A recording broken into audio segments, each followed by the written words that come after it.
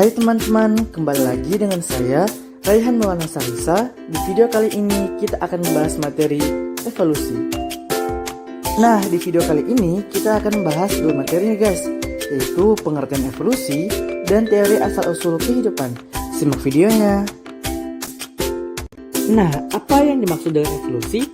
Evolusi adalah perubahan sifat yang diwariskan pada suatu populasi sepanjang waktu yang berfokus pada cara adaptasi makhluk hidup terhadap lingkungan. Selanjutnya, masuk pada teori asal-usul kehidupan. Pertama, terdapat teori abegenesis. Teori ini mengemukakan bahwa suatu makhluk hidup berasal dari benda mati dan terjadi secara spontanitas. Teori ini dikemukakan oleh seorang ahli filsafat dan ilmu pengetahuan Yunani kuno yang bernama Aristoteles. Dari hasil penelitiannya tentang hewan-hewan yang hidup di air, ternyata ikan-ikan tertentu melakukan perkawinan kemudian bertelur.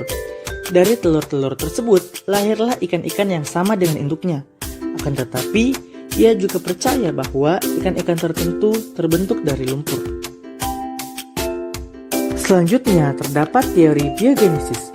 Teori biogenesis merupakan kebalikan dari teori abegenesis, yaitu teori yang mengungkapkan bahwa suatu makhluk hidup berasal dari makhluk hidup juga. Seorang dokter Italia bernama Francesco Redi merupakan orang pertama yang melakukan penelitian untuk membantah teori abegenesis. Pada penelitiannya, Redi menggunakan kelatan daging segar yang ditaruh ke dalam 3 wadah. Pada wadah 1 diisi sekerat daging segar yang dibiarkan terbuka. Pada wadah 2 diisi sekerat daging segar dan ditutup dengan gabus. Dan pada wadah 3 diisi sekerat daging segar lalu ditutup dengan kain kasah yang berlubang-lubang.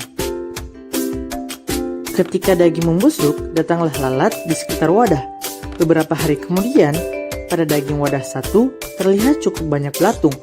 Daging pada wadah 2 bebas dari belatung, dan beberapa ekor belatung juga terdapat di atas permukaan kain kasah pada wadah 3.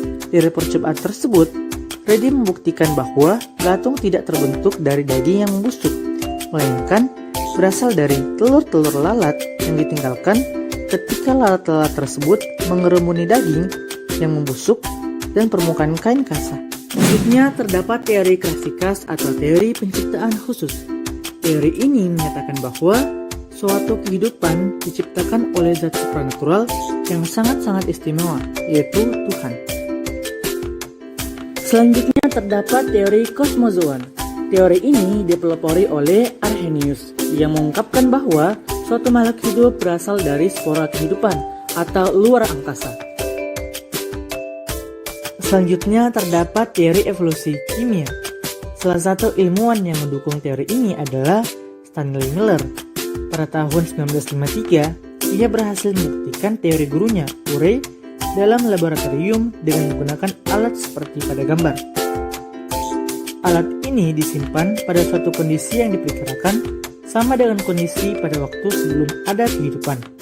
Ke dalam alat tersebut dimasukkan bermacam-macam gas, seperti uap air yang dihasilkan dari air yang dipanaskan, hidrogen, metana, dan amonia. Diberikan aliran listrik sebesar 75.000 volt pada alat tersebut. Setelah seminggu, Miller mendapatkan zat organik yang berupa asam amino. Asam amino merupakan komponen kehidupan. Selain asam amino, diperoleh juga asam hidroksi, HCN, dan urea.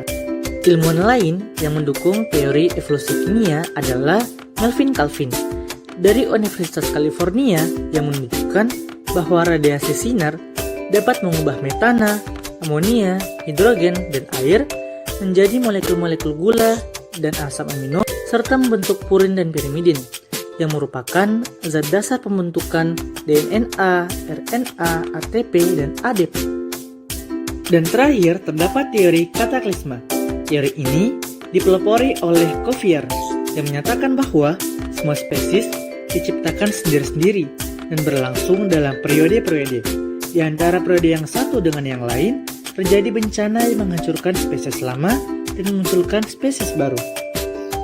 Sekian dari saya, terima kasih dan sampai jumpa.